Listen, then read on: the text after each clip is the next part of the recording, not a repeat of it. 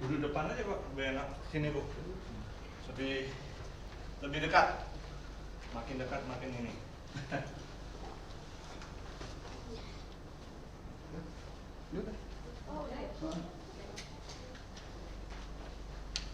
Maju mundur ini. Ini maju mundur.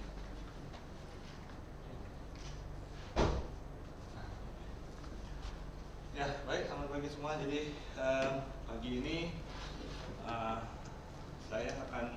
saya dari tim fertilitas Nurullah akan menjelaskan masalah fertilitas selama ini. Mungkin ini baru pertama kali ke sini.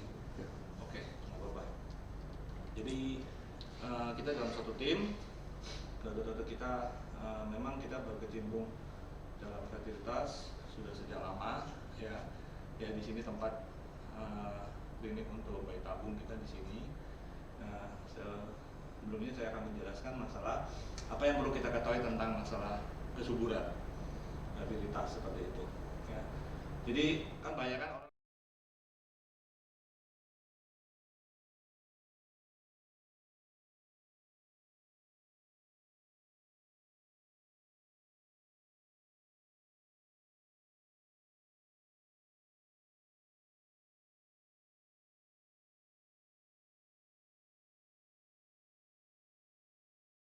orang disebut masalah gangguan kesuburan atau fertilitas kalau sudah selama 12 bulan atau 1 tahun menikah tanpa kontrasepsi, hubungannya teratur, yang dimaksud teratur itu palingan seminggu 2-3 kali, ya, tanpa dijaga-jaga, belum mendapatkan kehamilan. Nah, seperti itu. Tapi kalau berpisahnya 5 tahun, ya, atau 2 minggu sekali ketemu, nah itu agak sulit kita kategorikan, walaupun dia sudah menikah 10 tahun misalnya, ya, tapi ketemunya mungkin 2 minggu sekali atau 3 bulan sekali atau 6 bulan sekali. Nah itu susah dikatakan masuk definisi ini, karena dia harus ketemu terus nih. Karena dari segi persentase selama 12 bulan menikah hubungan teratur itu 85% angka kehamilannya, baru 85%. Kalau 2 tahun itu paling nggak sudah 96% harusnya hamil. Ya, kalau nggak hamil kenapa? Nah itu yang nanti kita akan cari penyebabnya, seperti itu, ya. Oke. Bisa lagi. Wow.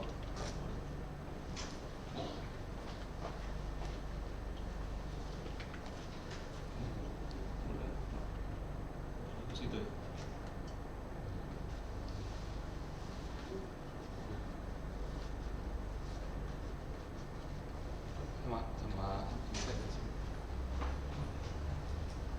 Slide aja, slide.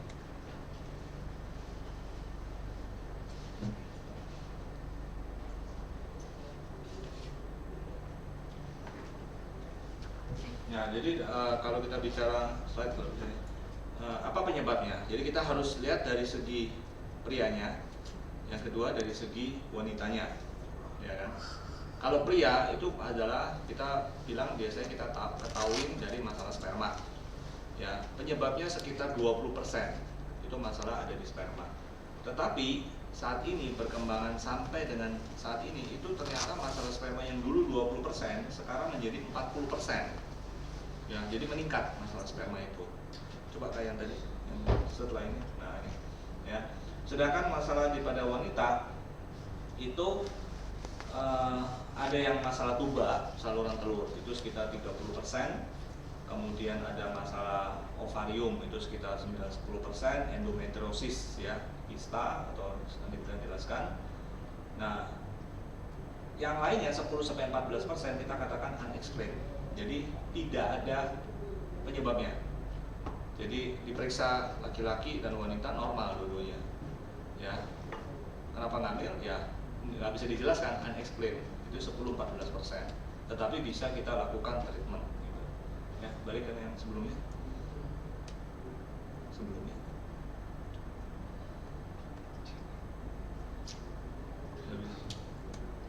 Nah, pada saat apa yang perlu kita ketahui dan kita perlu lihat selain tadi penyebab daripada pada laki-laki atau pada wanita, itu pertama usia, ya.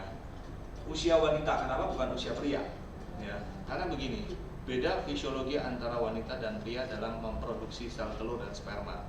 Kalau laki-laki itu produksi sperma bisa terus sampai 100 tahun juga bisa. Ya, karena dia akan produksi setiap 70 hari sekali prosesnya. Wanita berbeda.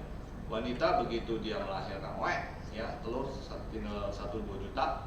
Begitu dia puber tinggal 400.000. Setelah itu dipotong setiap bulan. Nah, habisnya kapan? Mungkin habisnya usia 40, 45, ya, baru habis. Tidak bisa produksi lagi. Gitu. Habis ya sudah. Ya biasanya kalau udah usia di atas 35 tahun dia makin dikit tuh telur cadangannya. Kita bisa mengukur namanya cadangan telur, ovarian reserve. Itu bisa dari kita cek dari USG, bisa kita cek dari darah, AMH namanya. Nah, di situ kita bisa tahu berapa kadar cadangan telur pada seorang wanita ini. Sudah sedemikian kritis kah atau masih banyak? Dan itu tidak harus selalu pada usia di atas 35 atau 40. Kadang-kadang ada yang jarang sih ya, usia 30-an, di bawah 35 ada yang telurnya sedikit, ovarian reserve-nya turun banget ya. Masalah mungkin genetik atau masalah karena bahan-bahan kimia yang dimakan atau dihirup, faktor lingkungan ya. Jadi usia 33, 34 ada telurnya hanya 3, yang normalnya paling nggak harus di atas 7, 10 dalam satu siklus. Kita bisa hitung dalam satu siklus. Jadi kalau dalam satu siklus mens telurnya banyak, otomatis cadangannya banyak ya, gudangnya itu masih banyak, jadi dia royal ngeluarinnya. Tapi begitu kita lihat dalam satu siklus telurnya hanya di bawah 5, berarti di gudangnya sudah menipis, dia sudah mulai hemat tuh ya. Itu ada terjadi. Jadi kita bisa cek nanti di ya, pada saat USG ya. Lama infertilitas juga, makin lama seorang menderita infertilitas biasanya makin sulit penanganannya. Mungkin ada sesuatu yang kita belum tahu sih, harus di-explore gitu ya. Jadi kalau orang yang belum punya anak 1-2 tahun dibandingkan yang 10, 15, 16 tahun, biasanya ada suatu faktor yang harus lebih, kok sampai sejauh itu belum bisa hamil, berarti ada masalah gitu loh, yang berat ya. Jangan dibiarkan kayak gitu, jangan kita nunggu ya 2 tahun lagi, 5 tahun lagi, umur bertambah tuh ya, terutama umur wanita. Kita nggak sadar, tahu-tahu umur dulu kita menikah 25, sekarang udah 35, sekarang udah mau 40.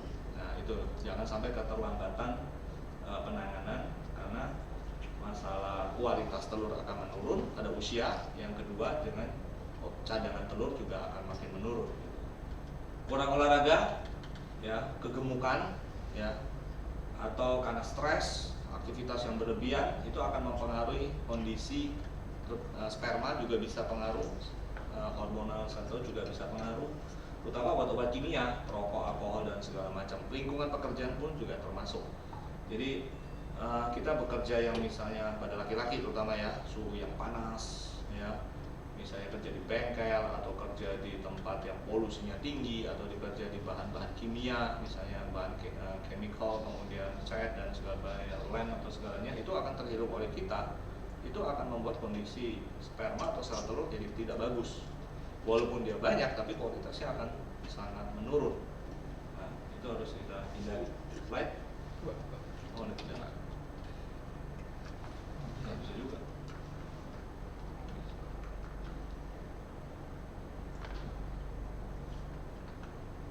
Nah, apa yang perlu kita evaluasi? Yang perlu kita evaluasi biasanya kalau ke dokter, kita lakukan namanya ya, anamnesa itu penanya riwayat klinis ya. Misalnya apakah pernah keguguran sebelumnya atau hubungannya teratur atau tidak, kemudian siklus haidnya. Nah, itu perlu diperhatikan ya. Jadi kita perlu tahu, mungkin kita nggak sadari ya, kalau kita nggak pernah tanya siklus haidnya, itu kadang-kadang kita nggak pernah hitung. Jadi dari hari pertama mens ke hari pertama mens bulan berikutnya, itu harus kita tahu berapa siklusnya, 28 hari kah, 30 hari kah, 35 hari, karena itu akan menentukan apa dari dokter untuk menilai kira-kira masa suburnya kapan. Ya, masa subur itu 14 hari kurang lebih sebelum mens yang akan datang. Jadi nggak bisa kita patokan selalu kapan masa subur, pasti hari ke-14 hubungan. Itu salah. Itu hanya berlaku untuk siklus 28 hari. Begitu siklusnya sudah 30, 35 atau siklusnya 21, itu nggak sama. Ya, siklus 21 paling hari ke-7 dia udah subur, udah ovulasi. Disebut ovulasi itu telurnya pecah keluar.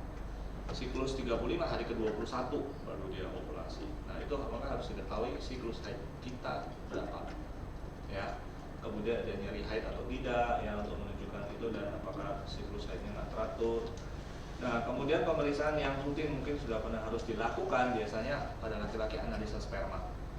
Ya, karena dari analisa sperma kita bisa mengetahui bagaimana jumlahnya, bagaimana kepergerakannya, bagaimana bentuknya, apakah ada sumbatan atau tidak, atau kelainan hormonal atau tidak, itu bisa kelihatan. Ya, kalau pada wanita kita biasanya lakukan namanya HSG, ya, hysterosalpingografi, untuk mengukur saluran telurnya. Apakah saluran tuba kiri dan kanan itu ada tersumbat atau tidak. Karena USG kita hanya bisa melihat dia melebar atau tidak, tetapi fungsi di dalamnya, alirannya lancar atau tidak, itu harus dilakukan HSG namanya. Nah, yang ketiga biasanya kita lakukan juga namanya pemeriksaan tadi, telur. Ya, telurnya kita tracking, kita lihat seberapa besar dia massa suburnya, telurnya sudah dari kecil, biasanya pada saat mens dia harus menjadi ukuran matang pada saat dia massa subur. Kemudian pemeriksaan tambahan kalau diperlukan, misalnya kita curiga ini ada kista, ada miom, ada polip, ya, ataupun sesuatu yang tidak normal, kita bisa lakukan namanya tropomelaparoskopi atau histeroskopi, ya, dari rahim ke dalam kita cek. Slide.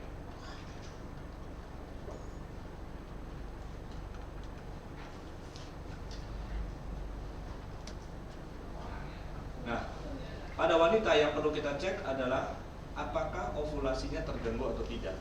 Ya, memang biasanya kalau siklusnya antara 21 sampai 35 hari itu biasanya tidak ada gangguan ovulasi. Tetapi kita harus pastikan apakah benar telurnya besar atau tidak, matang atau tidak. Nah, itu yang perlu kita lakukan namanya USG berkala. Ya, kira-kira kalau siklus 28 misalnya, ya mungkin hari ke-12 kita cek dulu USG, telurnya udah kita ukur telurnya, ya. Apakah sudah mencapai 17 mili atau tidak. 17 mili itu artinya telur itu dikatakan matang. Kalau belum, kita mundur lagi, mungkin hari ke-14, mungkin hari ke-16, seperti itu, supaya kita tahu ini ovulasinya terganggu atau tidak. Tuba kita cek apakah di USG ada pelebaran atau tidak. Biasanya kalau ada pelebaran, biasanya ada sumbatan yang disebut hidrosalping, ya. Uterus, apakah ada kelainan miom, ya, bagaimana posisi uterusnya, kista atau endometriosis ada atau tidak, ya, slide. Nah, yang dilakukan biasanya pertama kita lakukan namanya tracking. Ya, tracking itu tadi kita menentukan hari keberapa wanita ini telurnya matang, hari keberapa wanita ini akan mengalami ovulasi, itu disebut tracking cycle. Ya, biasanya kita lakukan selama 3 cycle, 3 siklus haid. Ya. Kemudian caranya dengan menggunakan USG, harus USG transvagina, tidak boleh USG dari perut, bukan tidak boleh, sangat sulit untuk melihat ukuran folikel yang ukurannya dalam milimeter, ya. Jadi biasanya kita harus transvagina. Dan biasanya kadang-kadang pada saat mens hari kedua ketiga kita cek, nah itu saatnya untuk mengukur jumlah folikel telur. Ya, disitulah kita bisa mengukur, oh wanita ini telurnya sisa ada 10, ada 2 atau ada 3. Kemudian kita baru melakukan berkala. ASG tadi untuk tuba dan laparoskopi. Nah, seperti ini. Kalau kita lihat nanti dari transvagina, ovarium folikel itu akan seperti ini, yang hitam-hitam ini. Ya. Ini adalah folikel, itu istilahnya cangkang. Kalau kita lihat telur ayam itu cangkangnya aja, ya. Di dalamnya kuning telurnya kita nggak bisa lihat. Ya, kita nggak bisa tahu di sini. Hanya kita ukur ini. Kalau dia ukurannya misalnya 17-18 mili, berarti folikel ini adalah matang. Diharapkan sih telur di dalamnya juga matang. Kalau kita bayi tabung IVF kita bisa tahu, bisa kita lihat karena kita sedot cairan ininya. Tapi kalau secara natural kita tidak bisa tahu. Kita hanya bisa lihat dari cangkang ini. Ya. Nah, kalau pada laki-laki kita cek, ya, banyak kriteria yang berbeda. Hati-hati, ya. Sekarang kita pakai standar WHO yang 2010 itu, jumlah sperma itu yang dulu dianggap normal 20 juta, sekarang 15 juta sudah dianggap normal. Ya, dan dulu laki-laki itu mobilitas atau pergerakannya yang grade AB itu yang cepat, ya, yang sedang, itu dulu sekitar 50%, sekarang 32% sudah dianggap normal. Yang dulu morfologi bentuk sperma yang dulu normalnya 30%, sekarang 4% sudah dikatakan normal. Jadi kenapa masalah laki-laki sekarang meningkat menjadi 40%? Karena terjadi penurunan sperma yang sangat drastis. Ya, kenapa? Karena faktor lingkungan mungkin. Ya, faktor gaya hidup. Ya, itu membuat sekarang mencari morfologi yang di atas 4% itu nggak gampang. apalagi 30%, mungkin nggak ada kali. Saya udah punya anak 2, mungkin juga sekarang udah mungkin 2% kali. nggak tahu ya, gitu ya. Jadi kondisi morfologi ini menjadi turun sekali kita menilai yang normalnya itu. Ya, ini harus kita evaluasi ya. Masalah hormon, oke, kalau kita curiga ada kelainan, dan anti sperma antibody. Nah ini ya, pernah dengar ya, anti sperma, jangan-jangan kok saya nggak hamil nih, jangan-jangan ada antibody terhadap sperma nih di istri gitu loh ya. Kalau misalnya ganti sperma yang lain nggak ada, antibodinya hilang gitu.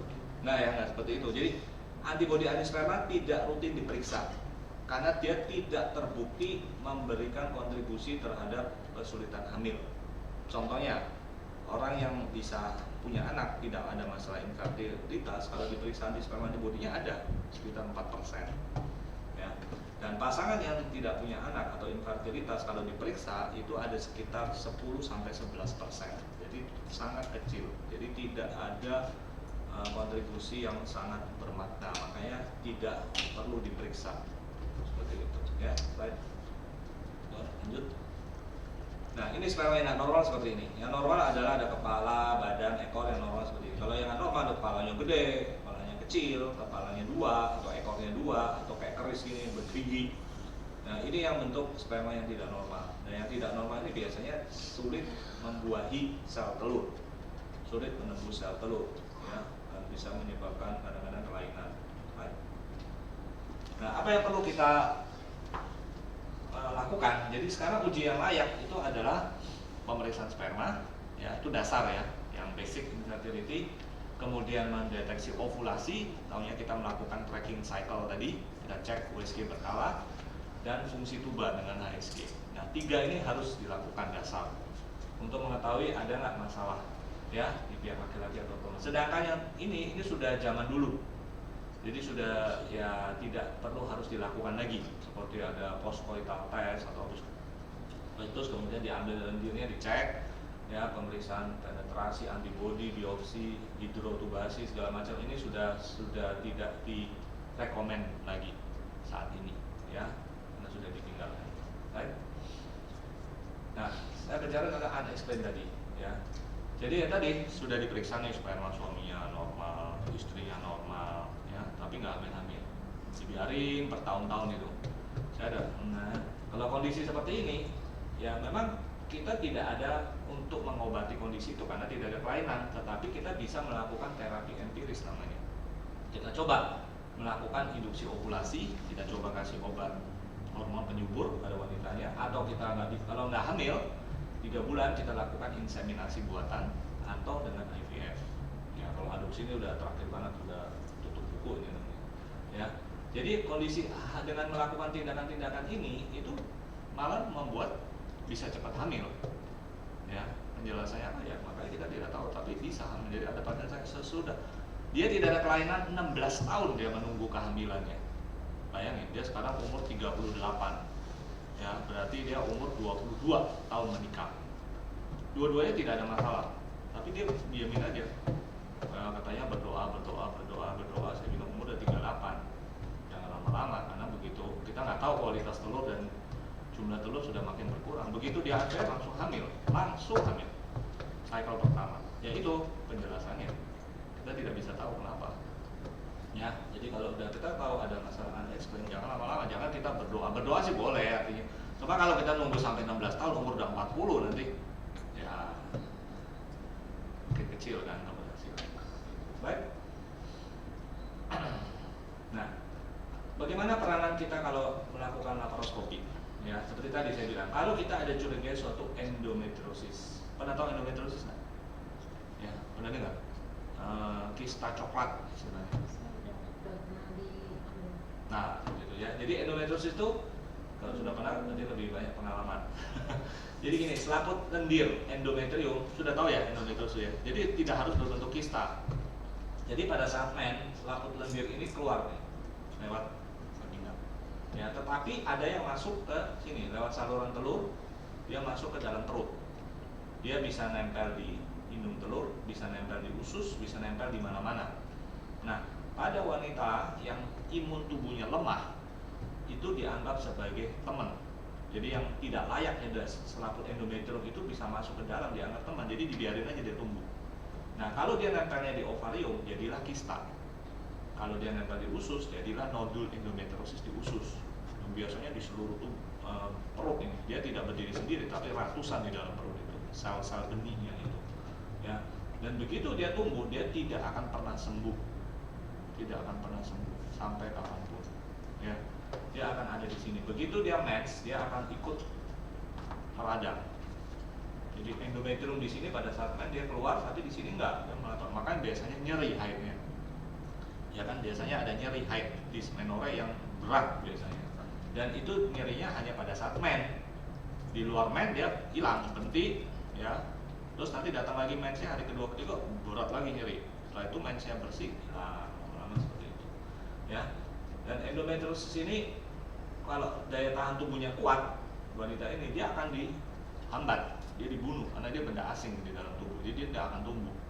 Ya, imun tubuhnya bagus. Seperti itu. Slide. Nah, berikutnya yang kita bisa lakukan kalau kita curiga ada miom, kita lihat gambarnya ya, miom atau kista atau ada infeksi atau ada penyumbatan di saluran ini di tuba, ya. Karena tuba ini fungsinya adalah untuk fertilisasi. Karena begitu telur ini keluar di sini, sperma masuk ke sini, fertilisasi adalah di sini. Ya, baru dia jalan kembali, kemudian baru tertanam kembali ke dalam rahim. Kalau ini yang kesumbat atau mengalami suatu infeksi atau hidrosalping, biasanya di sini nih dalamnya ada rambut-rambut getar di sini. Ya, rambut itu fungsinya untuk menarik telur ini supaya jalan ke sini. Atau sperma begitu dia sudah jadi suatu embrio, dia akan harus ditarik lagi menuju ke rahim. Karena kalau dia nggak ditarik ke sini, dia berhenti di sini, jadilah kehamilan di luar kandungan, KHT, pecah dari sini, perdarahan dalam perut berliter-liter. Ya, gitu. Slide.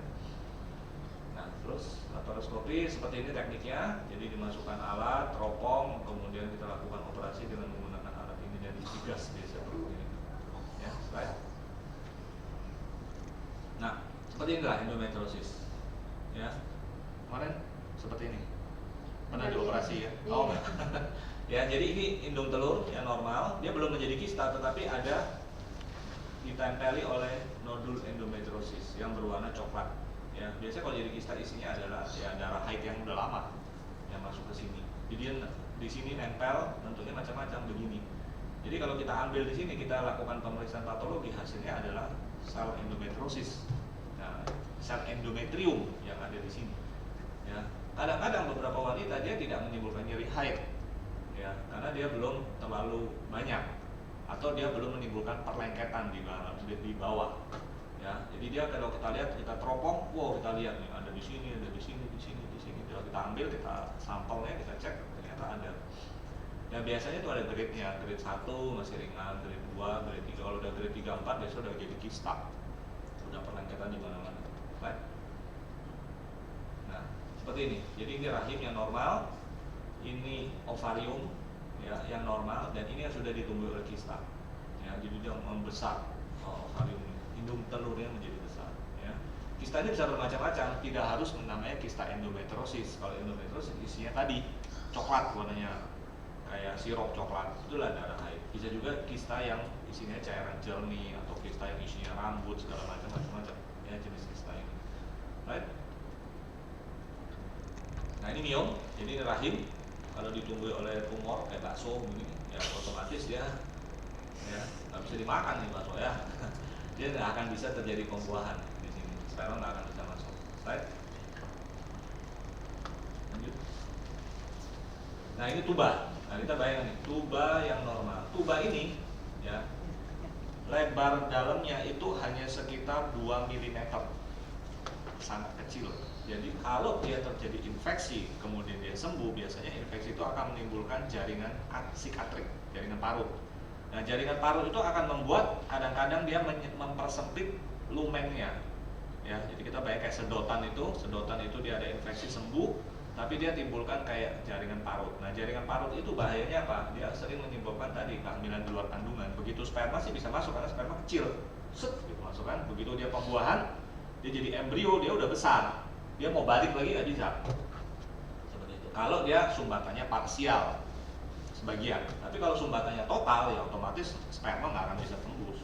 berhenti, udah antara telur di sini, sperma di sini, stop, dia nggak akan ketemu seperti ini. Ya, ini biasanya meradang merah.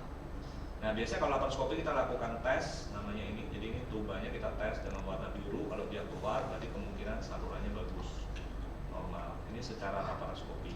Kalau tadi histerosalpingografi itu secara tidak operasi, jadi dimasukkan cairan warna kontras, kemudian dimasukkan, kemudian difoto, cekrek, kelihatan tuh salurannya nyumbat nggak, kiri dan kanan, ya, muncul atau tidak.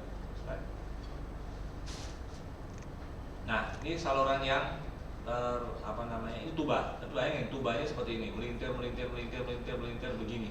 Kalau melintir begini, walaupun dia tidak ada sumbatan, dia otomatis nggak akan bisa masuk nih telurnya keluar, pecah, dia nggak bisa masuk ke sini. Ya, jadi kalau udah begini biasanya ini perlengketan. Dia ada perlengketan di dalam, kena infeksi, ya melintir, lengket udah. Jadi posisinya nggak normal, ya itu akan sangat sulit. Telur akan masuk ke dalam saluran ini. Ya, kalau sperma sih mungkin aja masuk, karena sperma kan masuk ke sini, dia harus lewat sini. Ya, tapi kalau telurnya nggak bisa ditangkap, ya telurnya terbuang, udah hilang. Ya, ini rahimnya. Baik. Nah, biasanya apa yang kita lakukan kalau pasangan baru? Biasanya kita tanyakan kalau menikah berapa lama, baru atau tidak. Kalau dia masih baru, biasanya kita lakukan ya hubungan dulu lah selama 12 bulan, setahun, hubungan bebas. Nggak usah dipikir-pikir lah. Pokok tutup mata, seminggu 2-3 kali lakukan. Ya.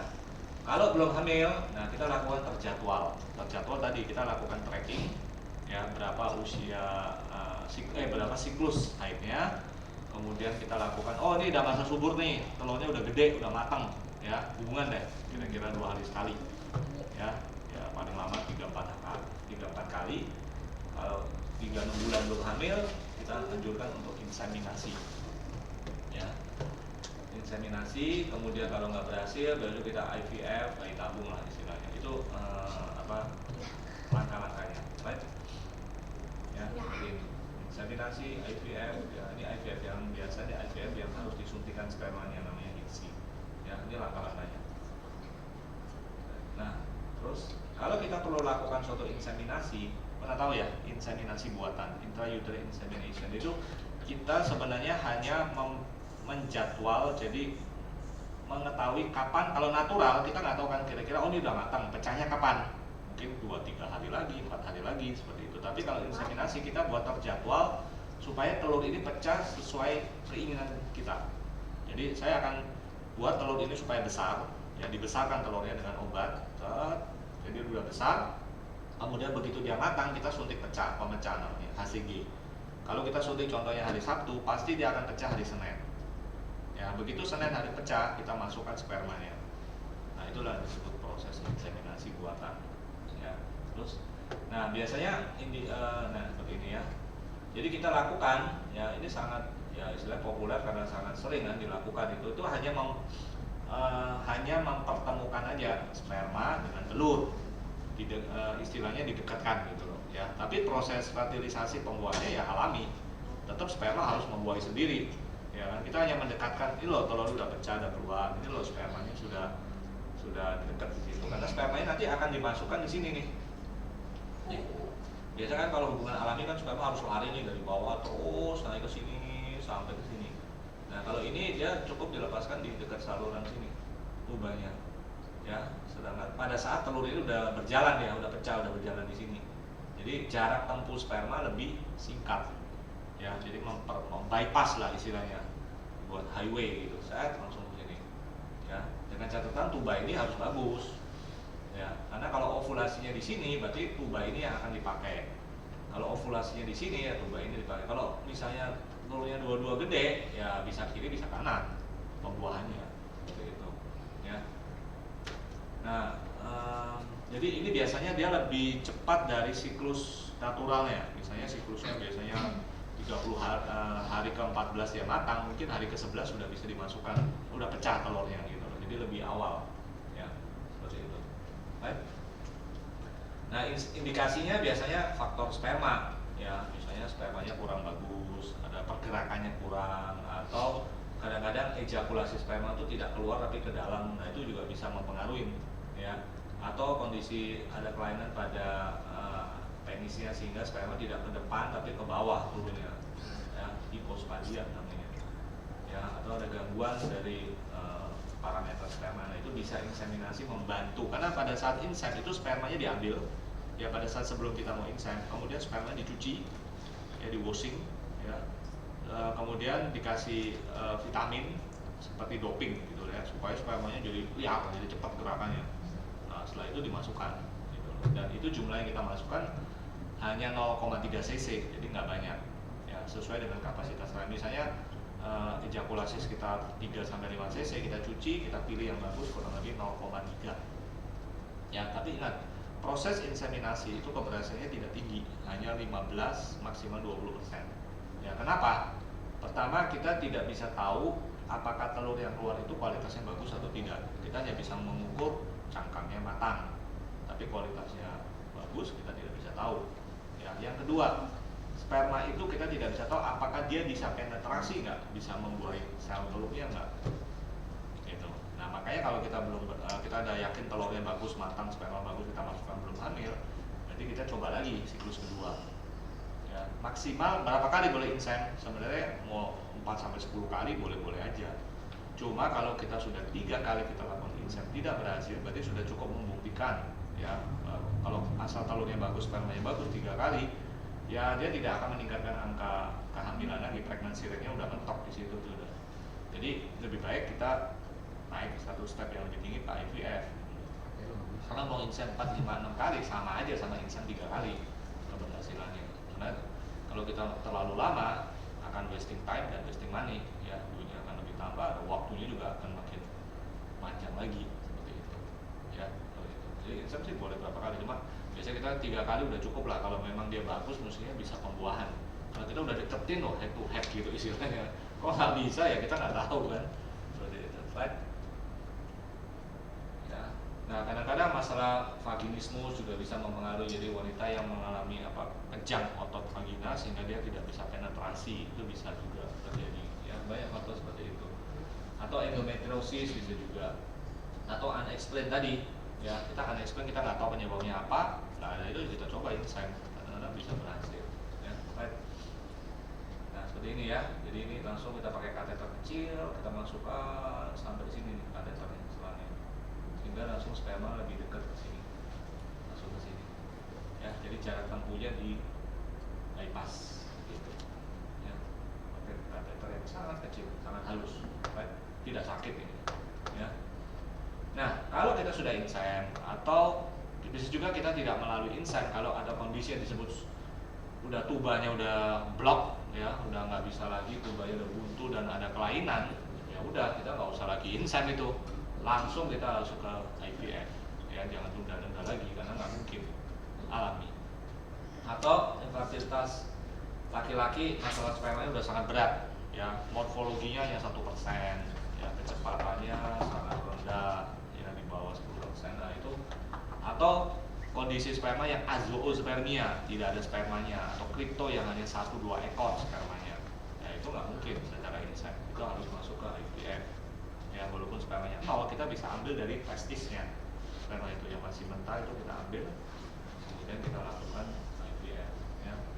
Unexplained, kalau kita ada coba insen nggak berhasil, langsung, ya. Endometriosis yang berat, jadi kalau sudah biasanya terbentuk kista yang sudah berat, apalagi sudah dioperasi berkali-kali. Ingat, operasi kista, endometriosis terutama, ya, kalau kita operasi itu bukan hanya kita mengangkat kista, tapi kita mengangkat sel telur yang normal, otomatis akan terbuang. Operasi sekali terbuang 50%, operasi kedua terbuang lagi. Jadi operasi makin berkali-kali makin habis telurnya, ya. Jadi sebaiknya operasi cukup 1 kali aja. Kalau tidak terpaksa jangan dilakukan kedua kalinya, ya, karena habis telurnya. Walaupun usia masih 30, telurnya udah pasti akan sisa beberapa buah, ya, karena telur tidak bisa diproduksi. Karena kita nggak bisa lihat, telur yang sehatnya nggak bisa kelihatan, otomatis akan tergerus, terambil, ya. Nah, PCOS, nah, polycystic ovarian syndrome, pada kasus yang orang pola haidnya tidak teratur. Jadi siklusnya biasanya di atas 35 hari, 2 bulan sekali, 3 bulan sekali, 6 bulan sekali, setahun sekali mens, ya. Nah, ini biasanya polycystic. Nah, ini biasanya akan telurnya banyak tapi kecil-kecil, ya. Atau sudah insen nggak berhasil, gagal, right? bersama, ya biasanya itu. Terus, nah biasanya kalau IVF prosesnya itu kalau bedanya, jadi INSEM itu adalah mini IVF, ya. Jadi kalau pada INSEM yang kita gedein telurnya itu paling 1 atau 2 biji aja. Kenapa? Karena kita tidak boleh banyak-banyak, karena INSEM itu kita masukkan spermanya jutaan. Kalau telurnya keluar 5, kita masukkan sperma jutaan, bisa 5 terbuai, bisa kembar 5 di sini. Ya, kembar 5 kalau telurnya, makanya nggak boleh. Ya, pernah dengar nggak kemarin ada kembar 5 di harapan kita? Mati semua akhirnya bayinya, lahir satu mati. Itu nggak bisa. Jadi kalau INSEM itu kita hanya boleh besarin telur paling 1 atau maksimal 2. Ya paling pun ya tujuannya karena kalau dia 2 ya bisa terbuai dua-duanya, jadilah kembar. Ya. Tapi kalau pada IVF justru telurnya kita gedein semuanya. Kalau misalnya punya telur 10-10-nya kita besarin, kita matangkan. Ya kenapa? Karena nanti setelah dia besar kita bisa sedot. Jadi kita ambil dulu semuanya. Ya, tujuannya apa di IVF ini? Dengan kita sedot semua, kita lakukan seleksi. Kita bisa lihat nih, telur yang 1 jelek, telur yang kedua bagus. Jadi nggak semua telur itu bagus. Jadi ada yang mengkerut, ada yang nggak matang, ada yang kosong. Jadi kadang-kadang ada yang kosong nih, yang kita anggap dia bagus ternyata dalamnya kosong.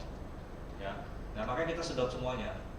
Setelah kita sedot, kita pilih yang bagus, yang matang, itu yang kita lakukan namanya fertilisasi. Ya, kita lakukan fertilisasi. Ya.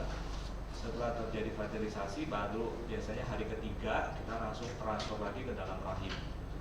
Kita tanamkan lagi embrio itu ya, ke dalam rahim. Biasanya 2 embrio kita masukkan. Jadi kalau kita punya 10 telur, yang bagus misalnya 8 jadi embrio, 2 kita masukkan, sisanya 6 kita mana? Kita simpan, dibekukan namanya. Dibekukan dengan suhu minus 196 derajat, ya, dengan nitrogen. Nah itu fungsinya bisa dipakai di kemudian hari, setahun lagi, 2 tahun lagi, 5 tahun lagi, ya. Selama umurnya masih bisa, ya kita bisa masukkan lagi kembali. Baik, ya seperti ini. Nah nanti, ya ini proses ya penyedotan. Jadi kalau penyedotan pengambilan telurnya lewat bawah USG disedot satu-satu, biasanya dibius nih, ya dibius supaya nggak sakit. Dan biasanya hanya sekitar 30-45 menit sudah selesai. Baik, ikut. Nah biasanya fertilisasi INSI itu kita lakukan ini. Jadi kita ambil satu sperma yang paling bagus, ya kan, kita sedot. Setelah itu kita suntikan ke dalam sel telurnya. Nah ini sel telurnya. Ya. Ini dengan mikroskop kita lihat ya. Telur yang ini nih, nah jarum ini nanti yang berisi sperma akan ditusukkan masuk ke dalam sini. Nah dia akan masuk sini. Ya, spermanya nanti masuk. Ini proses INSI yang kita bantu supaya dia membantu terjadinya fertilisasi. Kadang-kadang ada sperma yang tidak bisa menembus cangkang ini, ya karena terlalu tebal atau apa, jadi tidak bisa membuahi, atau pergerakan spermanya nggak cepat, lambat. Jadi dia tidak bisa tembus-tembus nih. Jadi kalau INSEM sampai 20 kali ya nggak tembus-tembus karena itu kan. Jadi kalau kita bantu ditusukin supaya spermanya bisa pembuahan. Seperti itu. Baik. Nah, terus habis. Ya kira-kira itu yang terus yang bisa saya sampaikan untuk pendahuluan untuk masalah fertilitas. Terus silakan kalau ada yang mau ditanyakan, kita bisa diskusi. Ya. Ya silakan. Apa aja? Boleh. Sama-sama tanya Pak, ada yang kira-kira. Kemarin ada endometriosis, udah pernah operasi? Laparoskopi. Enggak, kayaknya operasi besar ya.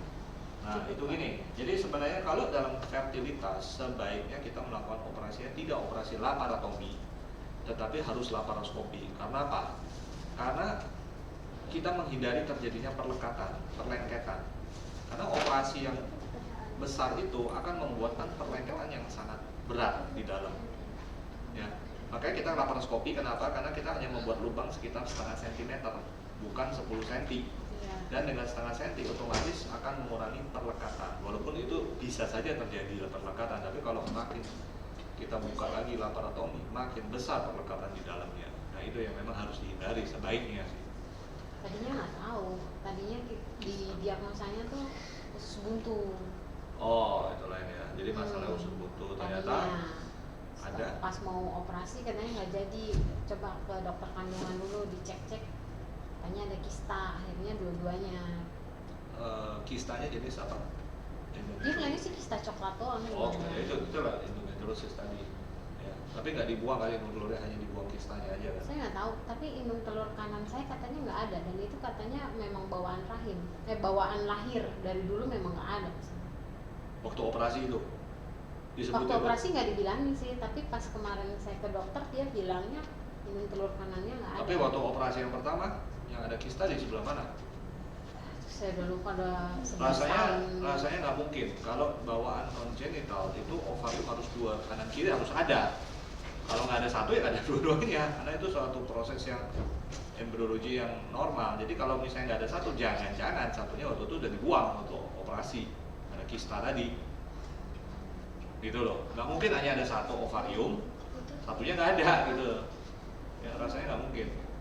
Mungkin satunya udah mengkerut, mengkerut tapi tetap ada gitu, nggak akan bisa hilang. Kecuali udah dioperasi, dibuang. Ya tinggallah satu gitu loh.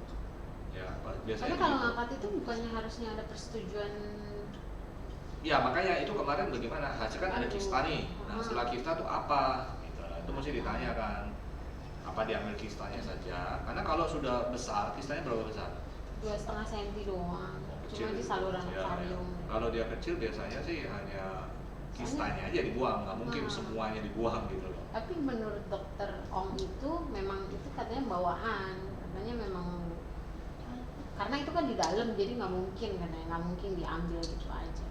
Ya, tapi setahu saya sih nggak, pasti mungkin ada mengecil ya, atau ya karena pernah terbuang karena operasi.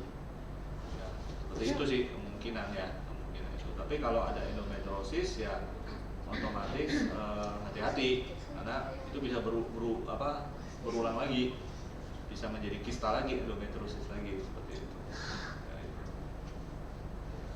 Ya itu harus nanti dieksplor lagi, dicek lagi sih. Ya apa sebenarnya mungkin kalau data dari yang operasi pertama ada lebih bagus karena kita bisa ketahui kan jenisnya. Biasanya di patologi kan, di pemeriksaan patologi itu kita dapat laporan itu hasil pemeriksaan patologinya, jenis kistanya apa, ya kan seperti itu nggak ada ya track recordnya ya. Udah lama banget. Udah lama banget ya, susah. Ya silakan, ada yang mau ditanyakan? Kalau bayi tabung itu berapa sih biayanya? Oh, kalau bayar nanti tanya ke administrasi. Oh, gitu. Ya kan, kalau saya kan menjelaskan ilmunya. Kalau adminnya silakan nanti tanya di bagian administrasinya. Iya. Seperti itu. Sekitar round kan? Ya, 40-an, 50 sampai 70 lah rata-rata.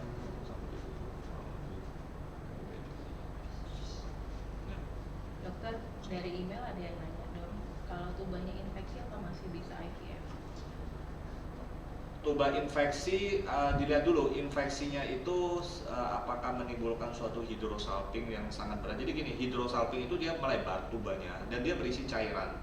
Ya, dan cairan ini biasanya sifatnya toksik dan racun. Kalau misalnya kita lihat sudah di USG, kita lihat tubanya sudah sedemikian melebarnya. Kalau kita misalnya IVF, kita tanamkan embrio di dalam rahim, nah itu seringnya dia akan basah terus. Basah itu dia terpapar dengan cairan yang ada infeksi racunnya. Nah itu akan mengganggu penempelan. Jadi sebaiknya kalau memang terbukti dari USG ada pelebaran, sebaiknya ditutup dulu tuh saluran itu, yang infeksi di-cut, ditutup, dipotong, supaya dia nanti pada saat IVF dia tidak mengganggu implantasinya. Memang dia tidak dibutuhkan untuk fertilisasi, karena pada IVF kan fertilisasinya di luar. Ya, tetapi tuba dengan infeksi dengan hidrosalping yang mengeluarkan cairan, dia akan menyebabkan terjadinya implantasinya terganggu. Jadi nanti dia nggak mau nempel karena basah dengan adanya racun-racun dari tuba itu. Jadi kalau memang terbukti ada itu, ya sebaiknya diselesaikan dulu, ditutup dulu saluran yang ada infeksinya itu. Dengan Laparoskopi pasti. Tutup supaya nanti rahimnya jadi pas kita sudah kita IVF, kita dapat embrio, kita transfer, ya bisa nempel dengan bagus. Seperti itu.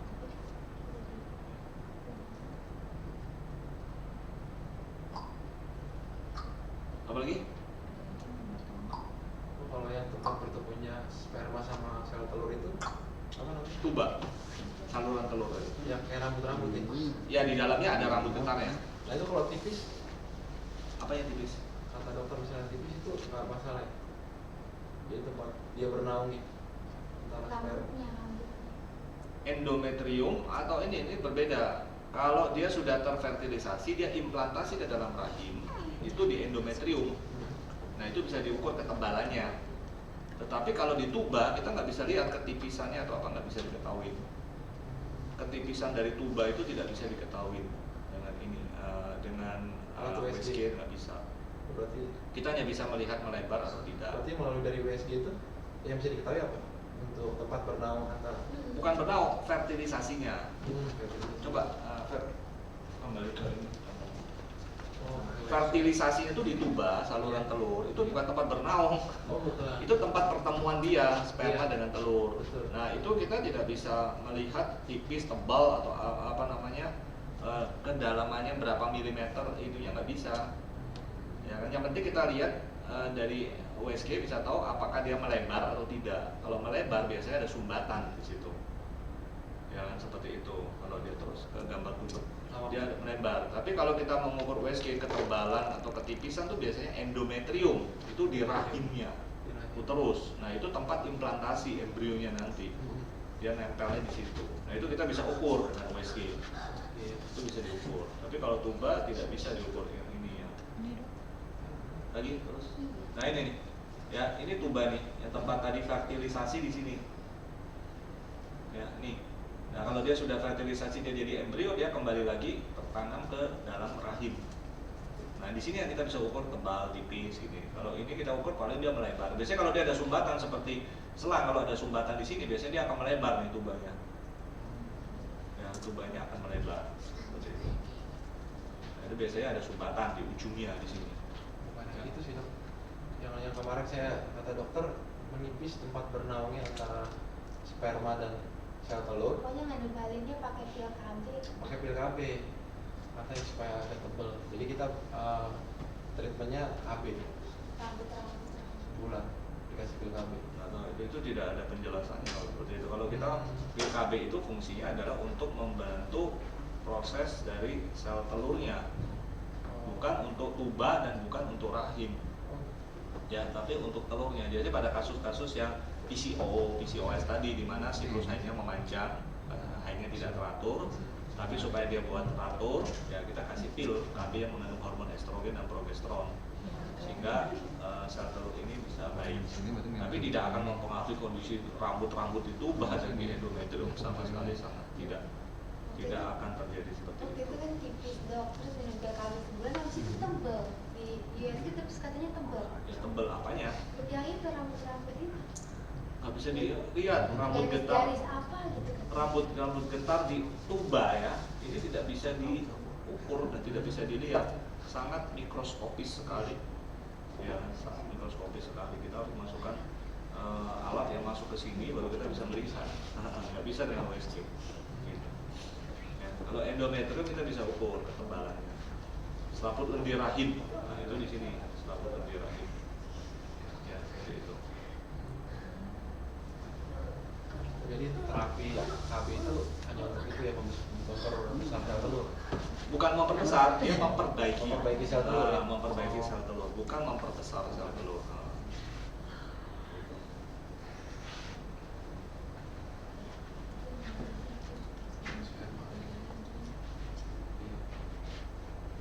Yang untuk fungsi untuk menahan sperma tidak licin, tidak keluar lagi itu namanya. Banyak istilah aneh-aneh nih.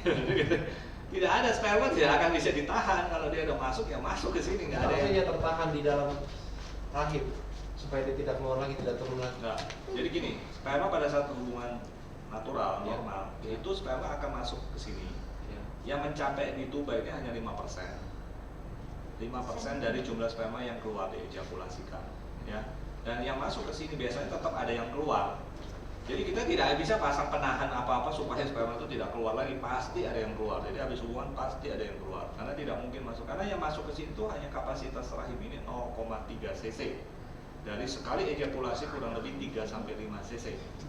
Ya kenapa pada insan kita masukkan hanya 0,3? Karena ya supaya nggak luber. Kalau nggak luber lagi keluar semua gitu kan. Jadi tidak ada sekat-sekat atau apa yang untuk menyangga supaya sperma tidak licin, tidak keluar, nggak ada istilah seperti itu ya. Sperma masuk ya masuk aja. Itu natural sudah dari kondisi alamiah. Jadi dibilangnya waktu itu kalau rambut-rambut itu tipis, inseminasi pun nggak bakalan bisa karena Iya. keluar lagi gitu kata dokter Ya. Julian. Ya mungkin bahasanya ya kalau kita kalau saya menerima itu gimana aja masalahnya. Ya rambut-rambut getar itu adalah di sini. Jadi dia membantu membuat sperma itu akan masuk ke sini. Dan rambut getar itu sebenarnya membantu menarik telur keluar, ditangkap kemudian ditarik ke sini supaya ketemu dengan sperma, kemudian mengantarkan lagi dia ke dalam rahim. Seperti itu aja sih masalahnya. Ya, cukup. Ada yang mau tanya lebih lanjut? Ini ada yang Ada, nanti silakan diskusi lebih lanjut. Ya, paling ini pendahuluan yang bisa. Memang masih banyak yang harus kita sampaikan, tapi yang mungkin secara sekelumit aja kita bisa melihat. Paling nggak tahu lah apa yang perlu kita lakukan, apa yang perlu kita persiapkan. Ingat jangan terlalu lama, usia juga mempengaruhi ya. Apalagi kalau kita sudah jelas ada masalah sperma, ada masalah telur, ya kan. Sperma yang paling banyak tuh kalau kita sudah misalnya spermanya sangat-sangat bermasalah, jangan lama-lama. Dokter, Iya, nggak apa-apa. kalau setelah insem itu harus bener-bener rest apa masih bisa? Boleh aktivitas biasa. Oh, Untuk bayi tabung pun juga nggak perlu bed rest total. oh gitu. Tetap ya istirahat, tapi nggak perlu total tiduran gitu. Oh nggak boleh. Nggak boleh gerak gitu, Iya. enggak. Tetap aktivitas biasa supaya nggak stres. Iya. Karena kalau nggak stres kan tidur gitu di penjara, nggak boleh gerak-gerak gitu, stres nanti. Nah itu nggak boleh terjadi. Stres itu kita hindari. belanja Ya. kali boleh. Aktivitas tapi jangan loncat-loncat. Belajar Kalau boleh. jalan-jalan Biar boleh. nggak stres. Oh, Kalau capek jangan aktivitas fisik yang berat, olahraga segala macam. Kenapa stres Lari, jangan. mau insem jam Biarin 12. aja bapaknya yang stres. Oh iya, oke. Gitu. Ibunya nggak Kalau boleh. hak tinggi mempengaruhi ya? Hah? Hak tinggi sepatu cewek. Wah. Enggak ya? Oh enggak ya? Wah, nggak ada. Ya, pengaruhnya apa? Takut kesleo aja jatuh. Saya pernah kalau lagi hamil nggak boleh pakai hak tinggi. Lah iya, takutnya apa? Kepleset. Orang begitu hamil kan postur tubuh udah berubah loh. Sering nggak pakai hak tinggi aja kepleset, apalagi pakai hak tinggi. Berarti nggak ada hubungannya. Jatuh malah. Iya, nggak boleh. Nggak boleh karena bukan mempengaruhi itu, takut jatuh. Gitu. Oh. Karena perubahan anatomi postur tubuhnya sudah berubah. Ya. Iya, high heel jatuh ya lebih parah kan, jatuh pendarahan, jatuh kesleo, nah udah. Ya, patah tulang segala macam. Jadi kalau insem yang penting kita harus perhatikan adalah ketebalan endometrium harus tebal, paling nggak telurnya matang seperti itu, ya kan. Baru kalau itu memenuhi syarat ya berarti otomatis sudah baik. Tinggal ya istilahnya kayak gambling gitu kan. Saya kalau udah bagus ya udah kita masukkan spermanya. Jadi nggak jadi lagi kita coba lagi satu siklus lagi. Ini baru mau insem yang pertama. Iya. Ya mudah-mudahan berhasil. Ada juga yang berhasil di insem pertama. Ya, ada juga yang berhasil di insem kedua. Ada juga baru insem ketiga berhasil. Ada juga 3 kali nggak berhasil. Udah 3 kali insem nggak berhasil langsung ke IVF, langsung hamil. Itu juga ada. Ada yang insem pertama berhasil hamil langsung kembar. Bisa juga kalau telurnya ada 2 ya bisa ada chance kembar. Oh, kalau telur dua nggak apa-apa dong. Dua-duanya. 2 masih bisa. Kalau ada 4, 5 jangan kita cancel. Ya, saya dapatnya juga baru dikasih obat minum itu, dok telurnya keluar 5. Wah udah, saya bilang jangan deh. Bahaya banget kalau ada 5 kita masukkan nanti kembar. Karena kita masukkan sperma kita nggak bisa kontrol. Sperma sekali masukkan jutaan, 2 juta, 3 juta. Oh, tadi dua Oh, kita tidak periksa. ada keturunan ya dok? Telurnya 2 tapi sperma yang masuk banyak. Iya. Maksudnya nggak ada keturunan? Oh iya. Walaupun nggak ada genetika. Bisa. Kenapa? Karena kita pada saat insem kan kita menggunakan obat-obat untuk membesarkan telur kan, dikasih induksi ovulasi namanya. Nah obat-obat itu mengeluarkan telurnya kadang-kadang nggak 1, kadang-kadang 2, Dua, kadang-kadang 3 gitu. Nah itu yang membuat. Jadi tujuannya sebenarnya 2 itu untuk seleksi, yang 1 jelek ya masih ada 1 gitu. Oke deh, baik. Terima kasih ya. Mudah-mudahan bermanfaat, ada yang bisa dimengerti. Baik. Terima kasih. Ya, baik. Ya. Oke. Ya. iya.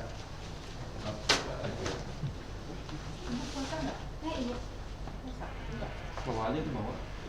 Silakan. Terima kasih. Udah ada bang, langsung lagi. Enggak.